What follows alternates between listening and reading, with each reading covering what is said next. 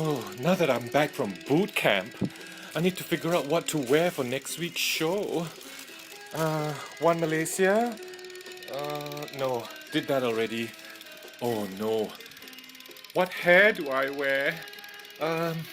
Hi, I'm Edwin Sumun. I'm a theatre practitioner and nowadays known as the Queen of Malaysia.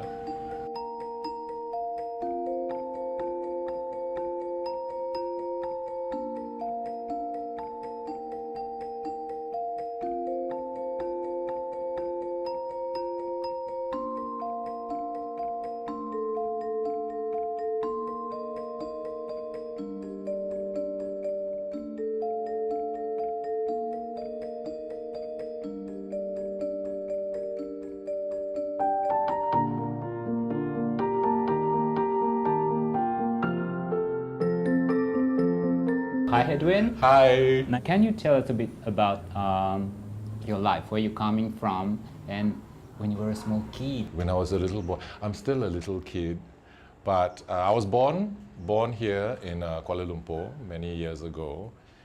The third child to my father, but the first child and only child to my mother. So my brother and sister came from my father's first marriage. I grew up mostly here, studied here, went to primary school here, high school, and then eventually, after many months of screaming at my father, I finally got to go abroad. And where did you go? I went to Germany.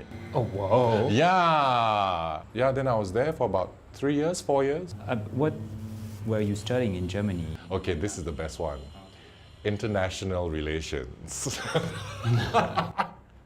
I actually... Relations is like global, you know. Yeah, so I had aspirations to be in politics. I wanted to actually be Prime Minister of Malaysia. It's never too late. It's never too late because now we have 22-year-olds as already MPs. So I'm like, okay, and if a 93-year-old can still be Prime Minister, I don't see where my problem is because I have 50 years to go. So what made you change your mind after your studies? Actually, I didn't. While I was in university, to earn extra credit, because we all get to, that's the beauty about American education, you get to earn extra credit that goes towards your degree. So I got to earn extra credit helping the English dean, because she had her own little theatre company. And then I went to work, you know, sweeping floors, which only lasted maybe 2 weeks, because after that I became an actor. So in the process of getting my degree in politics, I ended up being an actor, and I used to love performing and putting on the costume because it's something I've done all my life. But was it like you had something in your mind, or it was just like randomly you had the opportunity? I had the opportunity to do it and I did it, but I was also very brazen and very confident because, you know, you have this one tall 6-foot Asian boy who turns up in the land of white people and he wants to play the lead role in a Shakespearean play. So no one is going to be like, yeah. Except her though, because she said, yeah, okay, I see something. All right, I'll cast you. And then from that play onwards, you knew that it was for you, that you were I meant knew to that be I on wanted stage. to perform, but I never knew I would continue performing when I came back to Malaysia. But what was your reaction of your parents and family? My mother was good. She's always been very supportive. She's always been there whenever I wanted to do something, and I guess she also spoiled me a lot. You know, she's the one that let me get away with anything. My father, on the other hand, thought he had failed all his children because my brother, the eldest, I would consider him the smartest in the whole family because his degree, I think he did economics, or I can't remember whatever he did. He ended up being a musician because he loved music. And my dad goes, okay. My sister had 2 degrees, like literature and whatever. I like to very easily say it. She's working for the National Health Service and selling spectacles.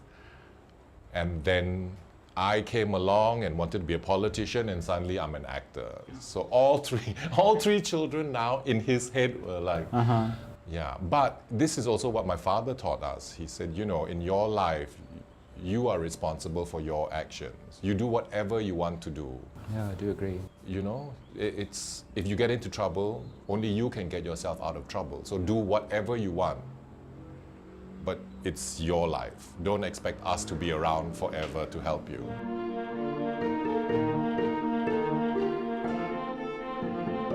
Okay, we're talking about your Germany, coming back to Malaysia, starting, to be interested in the in theatre. in theater, entertainment business.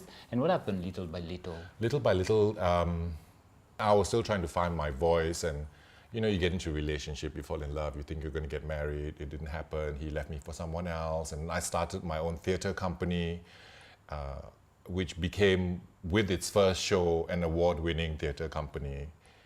And I was very proud of that, but I started noticing the type of work that I like to do.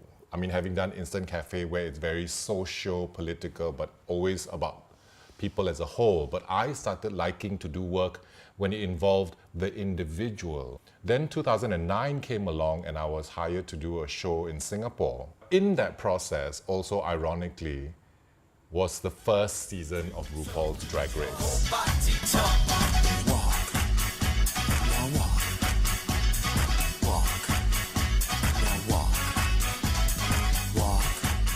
So the one thing that kept me sane in my entire 4 months in Singapore was watching RuPaul's Drag Race. And when you're doing a show and it's a musical, backstage, everyone's wigs are there. So I'm like, before the show, I'm going to play with wigs, I'm going to do everything. In that time, also because of everything that was happening, I also discovered that I suffered from depression. And then I needed to do something because I didn't want to be on the medication anymore. I thought that didn't give me any creative outlet. I felt so happy and like, oh, okay. So I called a friend of mine, Dominique, and I said, I want to do something. I want to do drag. And she said, what do you want to do? I said, look, I have a character with the Instant Cafe Theatre Company that happens to be called Shelah, Sheila. And I said, I want to take her and I want to make her bigger. And she said, okay, how? I said, let me think about it. Then came an article in the newspapers, in the New Straits Times, I remember, when one of the ministers very foolishly and very arrogantly said all matnyas, which is the transgender, all pondans, any effete men, anything that falls into that, does not exist in Malaysia. And if they do, they should not be allowed to exist in Malaysia. So when I saw this article, I went, well, damn you, because we all exist in this country. And so with that, I thought, that's it. I'm doing this.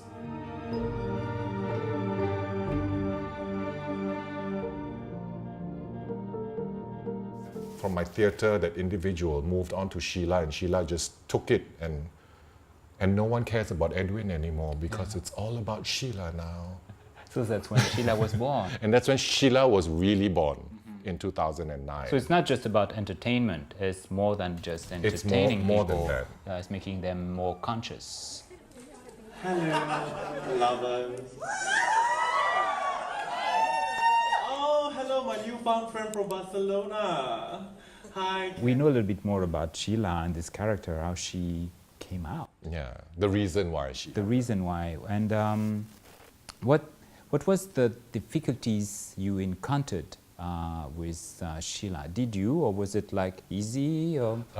For me, it was easy because I never saw anything as being too difficult, but there was some resistance, and the resistance didn't come from audience or the greater community. The resistance came from within the community. Like I said, when I told them, this is what I want to do, and they're like, no, because already everyone has these preconceived notions as to who they think I am. No one bothered to actually be my friend. And so they were like, oh no, he's going to be a drag queen. Like, we need another drag queen. But at that time, there weren't any other drag queens. The other drag queens would be maybe Bibi Kepo or Dee, who is the most wonderful Malay drag performer. I always know someone will write me an email or call me, and it's always someone in the community who'll tell me, like, oh, why are you doing this? It doesn't help anyone's favors. It doesn't help the trans community. I said, but never, ever did I say I'm a trans person. I'm a drag performer, but I'm still a gay man. And if you all remember, I came out way before any of you did this, and I had to live in a Malaysia where I was probably the only openly gay entertainer. Hello and welcome to Time of the Month here with Shelah on BFM, Be Fabulous Malaysia. That's right, it's that time of the month again. Oh my. It took a few years for that to happen before finally, okay, so Shelah, we need Shelah for this, we want Shelah for that. Did you had any issues with the authorities here in the country? Not as Shelah. I think when I was working with the Instant Cafe because of the work that we're doing there, yeah, that got us into some trouble. Of course, Sexuality Merdeka also got into trouble a little bit. The stories.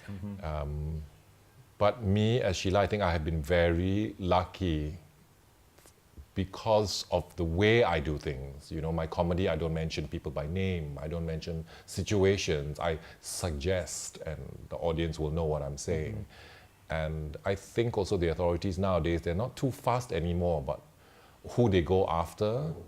You know, they have their own list of people they need to chase. And Do you think you're... Yeah.